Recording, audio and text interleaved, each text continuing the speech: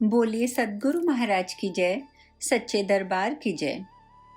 आज हम दिव्य ज्योति जागृति संस्थान की मासिक पत्रिका अखंड ज्ञान से साप्ताहिक सत्संग प्रस्तुत करते हैं और परम पावन आशुतोष महाराज जी से प्रेरित हैं। आज का सत्संग फरवरी 2017 अखंड ज्ञान से लिया गया है और आज का विषय है कहीं जिंदगी पाप का बोझ ना बन जाए।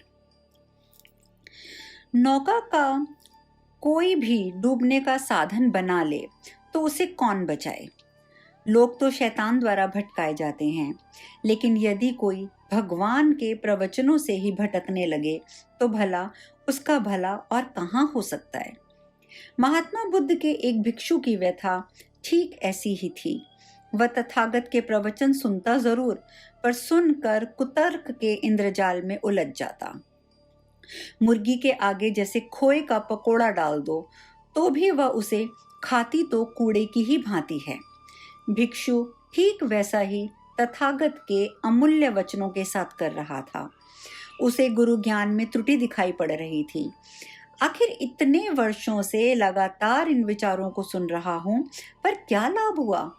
मेरी जरा सी भी आध्यात्मिक उन्नति तो हुई नहीं। फिर यहाँ रहकर समय व्यर्थ करने का क्या प्रयोजन। यहाँ रुकना तो पानी को मथने जैसा हुआ। अंधेरे में आखिर कब तक मैं तीर चलाऊंगा। दरअसल भिक्षु को नाचना तो स्वयं नहीं आ रहा था, पर दोष वो आंगन में निकाल रहा था। स्वयं की आंखों में मोतियाबिंद था। तस्वीर भगवान की धुंधली बता रहा था। खैर, भिक्षु के भीतर बैठे हुए बवंडर ने उसे टिकने नहीं दिया। वह जा पहुंचा महात्मा बुद्ध के सामने और बोला, तथागत, अब मुझे यहाँ नहीं रहना। अब और सहन नहीं होता। यहाँ ना तो भक्ति मिली ना ही शांति। आखिर कब तक प्यास के छिलके इस आशा से उतारता रहूंगा कि मुझे भीतर कुछ मिलेगा। क्षमा करने तथागत, पर मुझे तो यह भी संदेह होने लगा है कि आपने परमानंददायक बुद्धत्व को पाया भी है। महात्मा बुद्ध शांत होकर सब सुनते रहे। भिक्षु को एकटक देखते रहे। ढूंढ रहे थे कि शायद संभावना की कोई ऐसी खिड़की दिख जाए जहां से उसके हृदय कक्ष में दाखिल हुआ जा सके। लेकिन खिड़की क्या, एक छेद तक भिक्षु में दिखाई ना दिया। उस पर तो बस एक ही भूत सवार था कि मुझे यहाँ से कुछ नहीं मिला। और महात्मा बुद्ध सोच रहे थे कि वह क्या है जो तुम्हें मैंने नहीं दिया। जो मुझे अग्नि में तपने के बाद मिला, मैंने वह तुम्हें यूं ही सहज रूप में दे दिया। क्या पाओगे बाहर जाकर। बाहर तो कृपाहस्त नहीं बल्कि खूनी पंजे मिलेंगे। गले में पुष्पहार नहीं बल्कि नाग लिपटेंगे। यदि इतनी समझ नहीं है कि कांच और हीरे में अंतर समझ सको तो जौहरी का तो विश्वास करो। भिक्षु को ये अनबोले वचन कहाँ समझ आने थे। भिक्षु ना रुका, तथागत को प्रणाम तक न किया। गोली की रफ्तार से आश्रम की पावन आभा को संसार के मलिन कीचड़ की तरफ बढ़ता चला गया। तथागत तब तक नजरों से उसका पीछा करते रहे जब तक वह आश्रम की दहलीज को लांघ कर ना गया, इसी आस में कि शायद अब पलट जाए। लेकिन वह नहीं पलटा और आगे निकलता गया। इतने वर्ष आश्रम के मान सम्मान में पला भिक्षु, जिसे देखते ही सब प्रणाम करते थे, अब एकदम से साधारण व्यक्ति हो गया। सब ये जानते थे कि जो गुरु का ना हुआ वह किसी और का क्या होगा। भिक्षु को यह सब महसूस हो रहा था, लेकिन अपने अहंकार के शोर में वह इस एहसास की चीख को दबा देता, स्वयं को झिड़क देता, कोई बात नहीं, मैं सब ठीक कर लूंगा। लेकिन शायद वह इस हकीकत से वाकिफ नहीं था कि पैर फिसलने के बाद नए रास्ते नहीं मिलते, केवल पलटियां ही नसीब में होती हैं, और वह भी कितनी, ये तो पता ही नहीं। और भिक्षु के साथ यही आरंभ हो चुका था। भिक्षु वेश में जिन वासनात्मक विचारों को वह अपने होठों पर नहीं ला पाया था, वह कहीं भीतर अपने हृदय में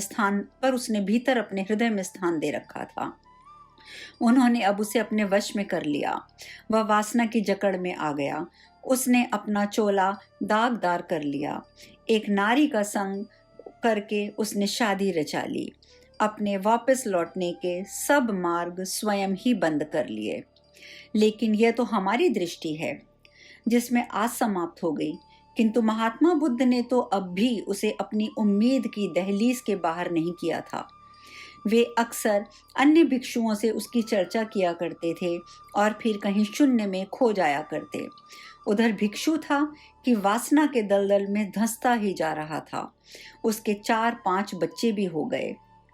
जब घर का खर्च चलाना मुश्किल हो गया तो छोटी मोटी चोरियां करनी आरंभ कर दी।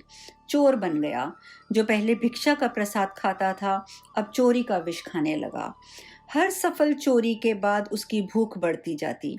इसी के चलते एक दिन चोरी करने राजा के महल में जा पहुंचा और वहां पकड़ा गया। राजा के सामने जब उसे पेश किया गया तो उसका पूर्व इतिहास भी सामने आया। राजा को बहुत गहरा धक्का लगा। उसने आग बबूला होकर आदेश दिया, ये कोई साधारण चोर नहीं है। इसने केवल हमारे धन की चोरी नहीं की है, इसने तो तथागत के अमूल्य कोष में भी सेंध लगाई है। भिक्षु बनने का स्वांग करके उनसे आध्यात्मिक संपदा को लूटा है। भिक्षु के नाम पर कलंक है ये। इसे तो कड़े से कड़ा दंड मिलना चाहिए। मेरा हुक्म है कि इस नीच पापी गुरुद्रोही का सरेआम भरे बाजार में सिर कलम कर दिया जाए। यह सुनना था कि उस भटके हुए भिक्षु की चीखें निकल गई। मुझे क्षमा कर दीजिए राजन, मुझे क्षमा कर दीजिए। सिर्फ एक मौका दे दीजिए, मैं फिर कभी चोरी नहीं करूंगा। सदा आपका दास बन के रहूंगा। राजा क्रोध में बोला, मूर्ख, जिसका दास ये पूरा ब्रह्मांड है उस तथागत का तो तू सेवक बन ना सका, और तुझ गुरु से बेमुख हुए शख्स को अपना चाकर बनाकर क्या मैं नरक की यातना सहूंगा? नहीं, ऐसा मैं नहीं कर सकता। तुझ जैसे पापी की छाया तक मेरे राज्य के लिए श्राप है। तेरे रहते मेरा राज्य तो क्या एक छोटी सी बगिया भी हरी नहीं हो सकती। तू इस धरा पर बोझ है, कलंक है। राजा के ये शब्द उस भटके हुए भिक्षु के आर पार हो गए। पहली बार उसे किसी के ने उसके पाप को गहराई से दिखाया था। वह भीतर तक सिहर गया। उसकी अंतरात्मा की आवाज जो उसने कुचल दी थी उसे साफ सुनाई देने लगी। वह बिलक उठा, यह मैंने क्या कर डाला? हे तथागत, मैं कहां से कहां पहुंच गया? आपकी गोद से छिटका और देखो सीधा मृत्यु की गोद में आ पहुंचा। आपने तो आसमां के सूर्य तक को मुट्ठी में कर लेने की कला सिखाई थी, और मुझे बुझे अंगारों को मेरे मन को टिकाए बैठा रहा। अब समझ आया मेरे नाथ कि मैंने आपको छोड़कर कुछ पाया नहीं बल्कि सिर्फ खोया ही है। पर यह समझ आते आते मैं आपसे इतनी दूर निकल आया हूँ कि वापस लौटने की कोई राह नहीं बची।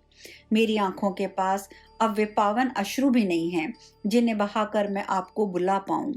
लेकिन तथागत, इतने बड़े गुनाह की सजा केवल मृत्यु नहीं, कोई घोर दंड दो मुझे प्रभु, घोर दंड। मुझे अश्वत्थामा की भांति जिंदा रहने का श्राप दो, ताकि मैं एक बार नहीं पल पल मरूं, मेरे रोम रोम में कीड़े पड़ जाएं, पूरा शरीर मवाद से भर जाए। आगे आने वाले समय के लिए मैं एक उदाहरण बन जाऊं। जो अपने गुरु से विमुख होता है उसकी क्या गत होती है, ताकि ऐसा करने से पहले हर किसी की रूह कांपे। यूं सिसकते हुए भिक्षु मूर्छित हो गया, पर वह श्वास तो अब भी ले रहा था, और ये बात राजा की बर्दाश्त के बाहर थी। उस गुरुद्रोही भिक्षु का चेहरा राजा के मन में अथाह कुरण पैदा कर रहा था। उसने सैनिकों को आदेश दिया कि भिक्षु की गर्दन काटने का समाचार उसे जल्द से जल्द दिया जाए। तुरंत सैनिक भिक्षु को किसी बोरी की तरह घसीटते हुए भरे बाजार में ले गए और एक स्तंभ के साथ बांध दिया। पूरा शहर ये देखने के लिए चंद ही पलों में वहां जुट गया। सब लोग रोष में भरकर चीख रहे थे, हाँ हाँ, इस पापी को मृत्यु दंड मिलना ही चाहिए। इसे जीने का कोई अधिकार नहीं। इसने पूरी भिक्षु बिरादरी को कलंकित किया है। यह तो इस समाज के लिए अभिशाप है। मारो मारो, इसे और मारो।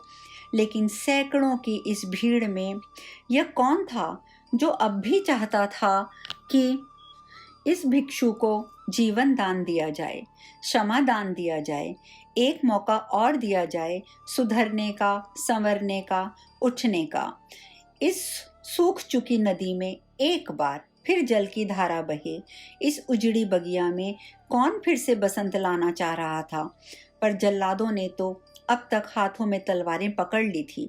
भिक्षु के प्राणों की दौड़ को अब पूर्ण विराम लगने में कुछ ही घड़ियां शेष थी।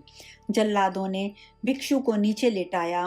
भिक्षु की तंद्रा टूटी तो पाया कि मृत्यु तो सामने खड़ी है। उसने आंखें बंद कर ली, भय से नहीं, क्योंकि भय तो वहां हो जहां जिंदगी से मोह हो, पर यहाँ तो जिंदगी पाप का बोझ बन गई थी। संसार से विदा होने से पहले अपने प्रभु के ध्यान में भिक्षु ने नेत्र बंद किए। उधर जल्लाद ने तलवार उठाकर जोर से प्रहार किया, लेकिन यह क्या, जल्लाद ने जोर तो लगाया किंतु तलवार नीचे नहीं आई। जल्लाद ने अपनी पूरी ताकत लगा ली, लेकिन उसके हाथ को मानो किसी ने जकड़ लिया था। अब दूसरे जल्लाद ने प्रयास किया, लेकिन परिणाम अलग नहीं था। राजा को सूचना दी गई। राजा फौरन वहां पहुंचा। मंजर देखकर हैरान रह गया।